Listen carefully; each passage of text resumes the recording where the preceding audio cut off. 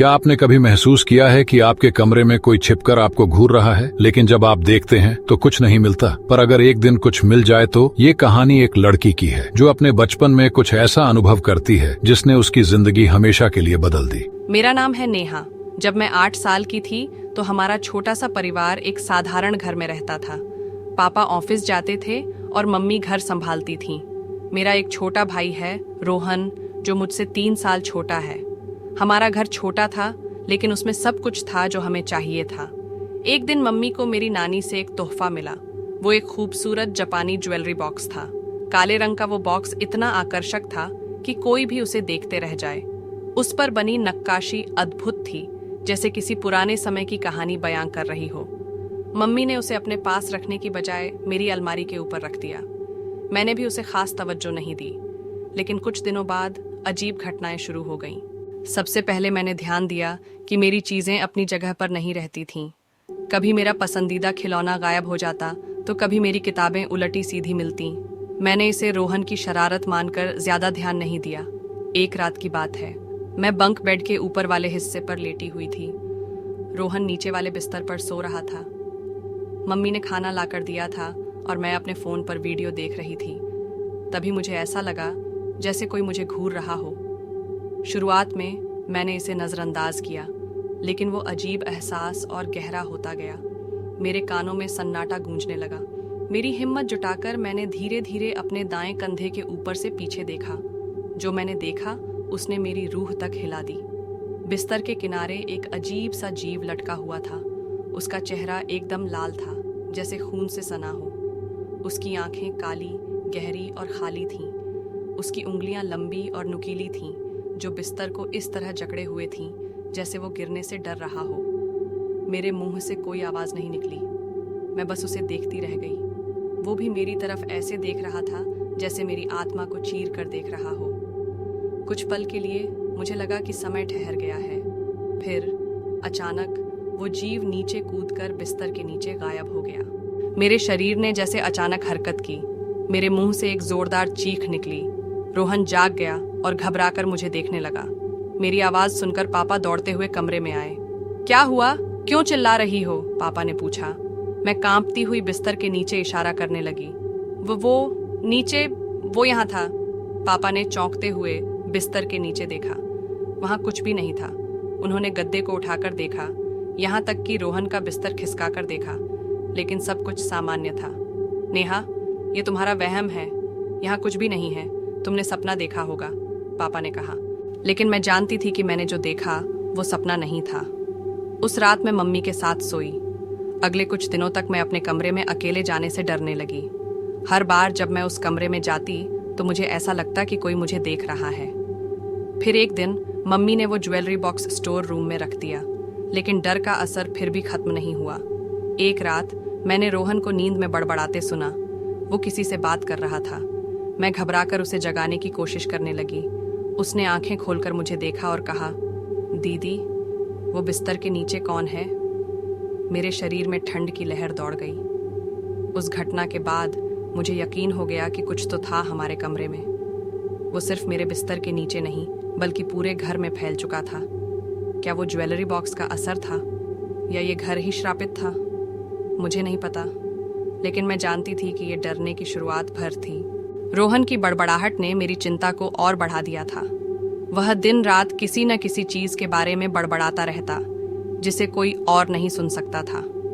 उसकी बातों से ऐसा लगता था कि वो भी वही सब देख और महसूस कर रहा था जो मैंने। एक रात वह मेरे पास आया और बोला, दीदी, मुझे लगता है कि बिस्तर के नीचे कुछ है। वो मुझे देखकर हंसी भी देता है। यह सुनकर मेरी रूह तक कांप गई। क्या यह सच में हो रहा था, या फिर हम दोनों ही किसी मानसिक दबाव के शिकार हो रहे थे? मैंने उसे समझाया, रोहन, तुम जो सुन रहे हो वो सिर्फ डर है, लेकिन उसका डर कम नहीं हुआ। वह बिस्तर के नीचे देखने की जिद करता रहा। एक दिन मैं बहुत गुस्से में थी तो मैंने उसे डांटा, अगर तुम बिस्तर के नीचे देखोगे तो वही चीज तुम्हें वहां दिखेगी जो तुम डर से देख रहे हो। उसके बाद मैं सोचने लगी, क्या वह सचमुच कुछ देख रहा था? मम्मी ने वो ज्वेलरी बॉक्स अब स्टोर रूम में रख दिया था, लेकिन क्या वह सच में वह बुरी आत्मा थी जो हमारे साथ आ गई थी? मैंने उस बॉक्स के बारे में और अधिक जानने की ठानी। मुझे याद आया कि मम्मी ने कहा था कि यह बॉक्स मेरी नानी से मिला था और वे उसे घर के किसी खास जगह पर रखा करती थीं। मैंने मम्मी से पूछा, मम्मी, क्या तुम्हें याद है कि नानी के पास ये बॉक्स कहाँ से आया था? मम्मी ने एक गहरी सांस ली और फिर कहा, बिल्कुल, मुझे याद है। ये वही बॉक्स है जो नानी ने अपनी पुरानी जायदाद से लिया था। वह हमेशा कहती थीं कि यह हमारे परिवार के लिए बहुत महत्वपूर्ण था। इतना सुनकर मैं और ज्यादा हैरान हो गई। नानी का पुराना घर, जो अब बर्बाद हो चुका था, कहीं न कहीं इस बॉक्स से जुड़ा हुआ था। मैंने तय किया कि मुझे इसके बारे में और जानना चाहिए। मैं डर के बावजूद स्टोर रूम से बाहर निकल आई और कागज को अपनी जेब में डाल लिया। लेकिन जैसे ही मैंने दरवाजा खोला, मुझे एक आवाज सुनाई दी, क्या तुमने पढ़ लिया है? यह आवाज न तो मम्मी की थी न पापा की। यह आवाज बहुत हल्की लेकिन डरावनी थी। मेरा दिल जोर से धड़कने लगा। मैंने पीछे मुड़कर देखा, लेकिन कोई नहीं था। मैंने सोचा कि शायद यह मेरी गलती थी, लेकिन जब मैं रसोई से गुजर रही थी, मुझे वही आवाज फिर सुनाई दी। क्या तुमने पढ़ लिया है? मैंने डरते हुए मम्मी से पूछा। मम्मी, क्या आपने कुछ सुना? मम्मी ने सिर झुकाते हुए कहा, नहीं, मुझे कुछ नहीं सुनाई दिया। तुम ठीक हो? क्या आप बिल्कुल यकीन से कह सकती हैं कि यहाँ कोई नहीं है? लेकिन मम्मी चुप रही। मुझे लगा कि वो मुझे समझने की कोशिश कर रही थी, लेकिन जो मैंने सुना था वो सच था। रोहन अब पहले से कहीं ज्यादा डरने लगा था। वह बिस्तर के नीचे देखने से बिल्कुल मना कर देता था और हमेशा मुझसे कहता रहता था, दीदी, मुझे वो बुरी चीज दिख रही है। एक रात जब मुझे यकीन हो गया कि वो सच कह रहा था, मैंने खुद बिस्तर के नीचे झांकने का फैसला किया। लेकिन जैसे ही मैंने नीचे झांका, मैंने देखा कि एक सफेद धुआं सा बिस्तर के नीचे फैला हुआ था। फिर अचानक किसी ने जोर से मेरा नाम लिया, नेहा। यह सुनते ही मैं जोर से चीखी और बिस्तर के नीचे से कुछ ध्वनियां आने लगीं, जैसे कोई गहरी आवाज में बड़बड़ा रहा हो। मेरी सारी हिम्मत टूट चुकी थी। मैं दौड़ते हुए कमरे से बाहर निकल आई और मम्मी को सब बताने की कोशिश की। मम्मी ने अब इस बात को गंभीरता से लिया। उन्होंने हमें किसी पुराने तंत्र मंत्र वाले बाबा से मिलने के लिए भेजा। बाबा ने हमें कहा कि यह सब ज्वेलरी बॉक्स के कारण हो रहा था।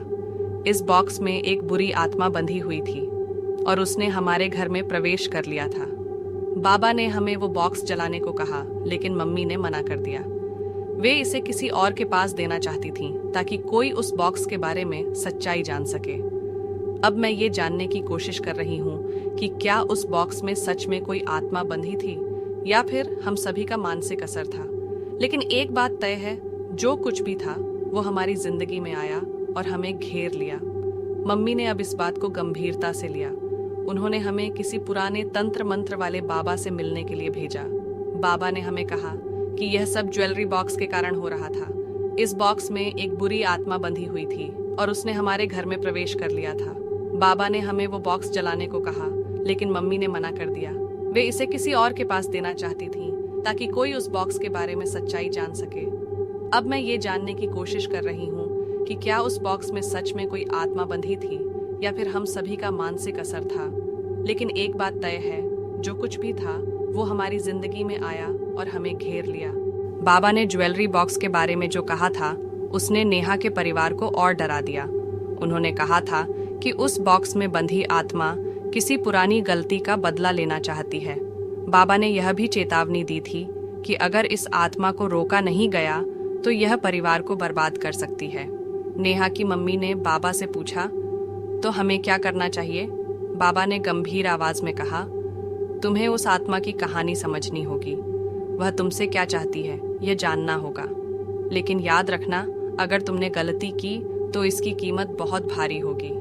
इस चेतावनी के बाद परिवार ने तय किया कि वे इस आत्मा का सामना करेंगे, चाहे कुछ भी हो जाए। नेहा ने ज्वेलरी बॉक्स के बारे में जानने के लिए अपनी नानी की पुरानी डायरी खंगालनी शुरू की। डायरी के पन्नों में उसने एक कहानी पाई जो उसे झकझोर कर रख देने वाली थी।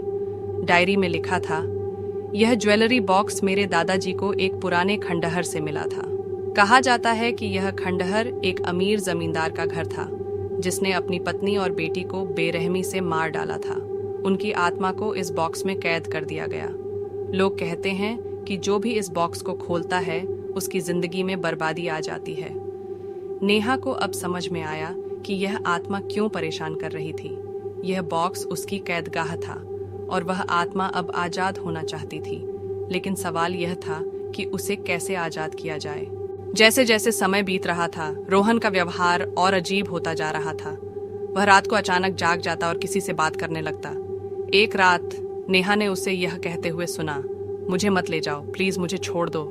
नेहा ने उससे पूछा, रोहन तुम किससे बात कर रहे हो? रोहन ने कांपते हुए कहा, दीदी, वो औरत मुझे अपने साथ ले जाना चाहती है। उसने कहा कि अगर मैं नहीं आया तो वह आप सबको ले जाएगी। यह सुनकर नेहा डर के मारे सन्न रह गई। अब वह जान चुकी थी कि यह आत्मा केवल डराने तक सीमित नहीं है, यह उनकी जान लेना चाहती है। नेहा ने तय किया कि अब और छिपने का कोई फायदा नहीं है। उसने मम्मी और पापा को अपनी योजना के बारे में बताया। परिवार ने मिलकर यह तय किया कि वे बाबा की मदद से आत्मा का सामना करेंगे। बाबा ने कहा कि आत्मा को शांति देने का एक ही तरीका है, उससे उसकी कहानी पूछो और उसकी अधूरी इच्छा को पूरा करो। लेकिन याद रखना, बाबा ने चेतावनी दी, उसे झूठ मत बोलना और उसे नाराज मत करना। रात का समय तय किया गया क्योंकि वही समय सबसे खतरनाक होता है। परिवार ने अपने कमरे में दीपक जलाए और ज्वेलरी बॉक्स को बीच में रखा। बाबा ने मंत्र पढ़ना शुरू किया। अचानक कमरे की सारी रोशनी अपने आप बुझ गई और ठंडी हवा चलने लगी। एक महिला की परछाई दिखाई दी। वह बेहद डरावनी थी, लंबे बाल, लाल आंखें और चेहरा ऐसा जैसे वह दर्द से भरा हो। उसने चिल्लाकर पूछा, क्यों मुझे इस बॉक्स में कैद किया? मुझे न्याय चाहिए। नेहा ने हिम्मत जुटाकर आत्मा से पूछा, तुम कौन हो और तुम्हें किससे न्याय चाहिए? आत्मा ने एक भयानक हंसी के साथ जवाब दिया, तुम नहीं जानती, लेकिन मेरी कहानी तुम्हारी अपनी कहानी से जुड़ी है। नेहा के चेहरे पर उलझन साफ थी। उसने आत्मा से सच बताने की गुजारिश की। आत्मा ने कहा, मैं वही हूं जिसे इस बॉक्स में कैद किया गया, लेकिन मेरे साथ सिर्फ अन्याय नहीं हुआ, मेरे अपनों ने भी मुझे धोखा दिया। मैं एक किसान की पत्नी थी, लेकिन मेरे पति ने जमींदार के साथ मिलकर मेरी हत्या की। और तुम्हारी नानी, वह भी इस साजिश का हिस्सा थी। यह सुनकर नेहा के होश उड़ गए। उसने कांपते हुए पूछा, मेरी नानी? लेकिन उन्होंने तो हमें यह बॉक्स तोहफे में दिया था। आत्मा ने कहा, यह सच है, लेकिन यह बॉक्स देने के पीछे उनका मकसद तुम्हारे परिवार को सजा दिलाना था। तुम्हारी नानी ने जमींदार और मेरे पति की मदद की थी और मैंने यह बॉक्स तुम्हारे परिवार तक पहुंचने दिया ताकि मैं अपना बदला ले सकूं। नेहा ने आत्मा की बातों से सहमते हुए पूछा, तुम्हारे साथ जो भी हुआ मैं उसे समझ सकती हूँ, लेकिन तुम्हें कैसे न्याय मिल सकता है? आत्मा ने गहरी आवाज में कहा, जमींदार की हवेली में छिपे सबूतों को ढूंढो, लेकिन याद रखना, उस घर में सिर्फ अंधकार है और डर। नेहा और उसका परिवार बाबा के साथ उस खंडहर नुमा हवेली पहुंचे। ये जगह बेहद डरावनी थी। घर के चारों ओर जंगली बेलें फैली हुई थीं और अंदर जाते ही ऐसा लग रहा था जैसे किसी ने उनकी मौजूदगी महसूस कर ली हो। जब वे अंदर गए तो हवेली में पुरानी अलमारियां और फर्श के नीचे छिपे तहखाने मिले। नेहा ने बाबा से कहा, यही वो जगह है, मुझे यकीन है कि यहाँ कुछ छुपा है। नेहा ने जमीन पर कुछ अजीब निशान देखे। उसने बाबा की मदद से वहां खुदाई शुरू की। कुछ ही देर में उन्हें एक लकड़ी का ट्रंक मिला जो जर्जर हालत में था। ट्रंक खोलते ही सबके होश उड़ गए। उसमें खून से सने कुछ कपड़े, एक पुरानी तलवार और एक पत्र था। पत्र में लिखा था, मैंने अपने लालच में सब कुछ खो दिया। मैंने अपनी पत्नी और बच्ची को सिर्फ अपने फायदे के लिए जमींदार के हवाले कर दिया, लेकिन जमींदार ने मुझे भी धोखा दिया और मुझे इस तहखाने में कैद कर मार डाला। जो कोई भी यह पढ़ रहा है, मेरी पत्नी की आत्मा को शांति दो, वरना यह तुम्हें भी चैन से नहीं रहने देगी। पत्र पढ़ते ही नेहा को एहसास हुआ कि आत्मा सिर्फ न्याय चाहने का दिखावा कर रही थी। यह बदले की आग में जल रही थी और उसने नेहा और उसके परिवार को फंसाने का जाल बुना था। नेहा ने पत्र और सबूत आत्मा के सामने रखे। आत्मा ने कहा, तो तुमने आखिरकार सच जान ही लिया, लेकिन तुमने इसे देर से जाना। नेहा और उसका परिवार स्तब्ध था। आत्मा ने अपने चेहरे को और विकृत करते हुए कहा, मैंने अपनी मौत के लिए किसी को माफ नहीं किया।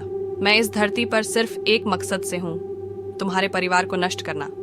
बाबा ने डरते हुए कहा, यह आत्मा अब हमारे नियंत्रण से बाहर है, हमें इसे रोकने के लिए कड़े कदम उठाने होंगे। नेहा ने पूछा, कैसे?